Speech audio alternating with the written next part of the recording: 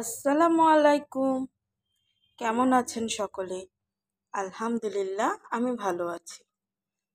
আজকে আমি রান্না করব ছোট মাছ। তার জন্য কড়াইতে বেশ খানিকটা তেল দিয়ে নিলাম। বর্ষার সিজনে এই মাছগুলো খেতে খুবই ভালো লাগে, তাই আপনাদের সাথে বারবার শেয়ার করি। আপনাদেরও নিশ্চয়ই ভালো লাগে এই মাছ খেতে। কড়াইতে তেল গরম হয়ে গিয়েছে, দিয়ে দিচ্ছি পেঁয়াজ কুচি। বেশ খানিকটা পেঁয়াজ কুচি দিচ্ছি আমি।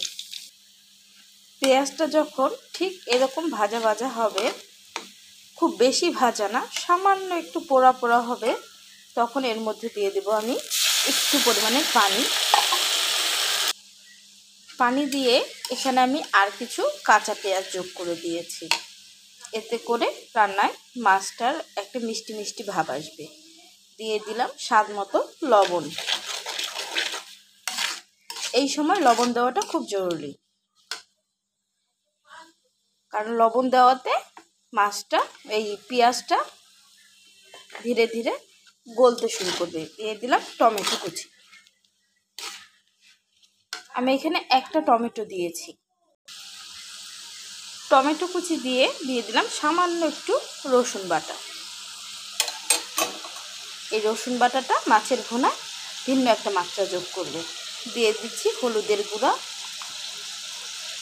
মরিচের গুঁড়া, দিয়ে দেব বেশ খানিকটা কাঁচামরিচ। এই রান্নায় কাঁচামরিচটা একটু বেশি ব্যবহার করতে হবে।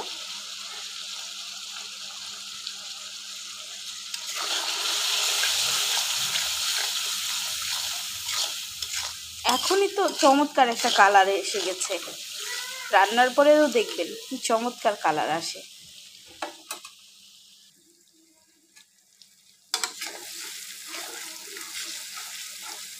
আমি কোনো কিছুই গলাবো না, শুধু একটু আলতো হাতে নেড়ে দিয়ে দেখলাম কেমন সেদ্ধ হয়েছে। দিয়ে দিচ্ছি জিরার গুঁড়া। জিরার গুঁড়াটা দিয়েই আমি মাছটা দিয়ে দেব।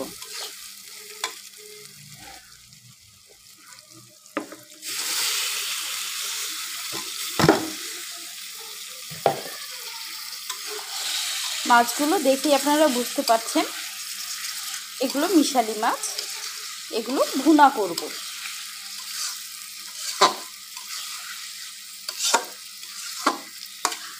মাছটা মশলার সাথে কষানোর জন্য আমি এখন ঢাকনা দিয়ে একটুক্ষণ ঢেকে দেব। তারপরে সামান্য হাত ধোয়া পানি দিয়ে দেব।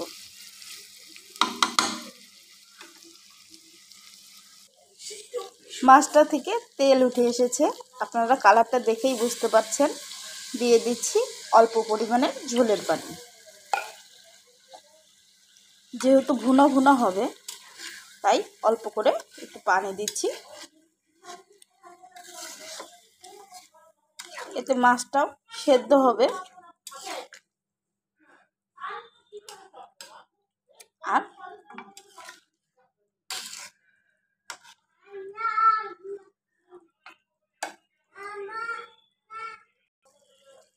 আশা করি বন্ধুরা আপনারা তরকারি কালারটা দেখে বুঝতে পারছেন কতটা লোভনীয় হয়েছে। সব কিছুই আস্ত আস্ত রয়েছে, বেশ মাখো মাখো একটা ভুনা হয়েছে। আশা করি আপনাদের রান্নাটা দেখে ভালো লাগবে। আর যদি বাসায় এইভাবে আমার পদ্ধতি অনুসরণ করে রান্না করেন, তাহলে খেতে অবশ্যই ভালো লাগবে। আমি এটা গ্যারান্টি দিয়ে বলতে পারি আপনাদেরকে। ভালো থাকবেন সবাই, সুস্থ থাকবেন, নিরাপদে থাকবেন। আর আমার চ্যানেলটিকে অবশ্যই সাবস্ক্রাইব করবেন, একটা লাইক দিবেন, একটা কমেন্ট করবেন, আর জানাবেন আমার রান্নাগুলো আপনাদের দেখতে কেমন লাগে। আল্লাহ হাফেজ।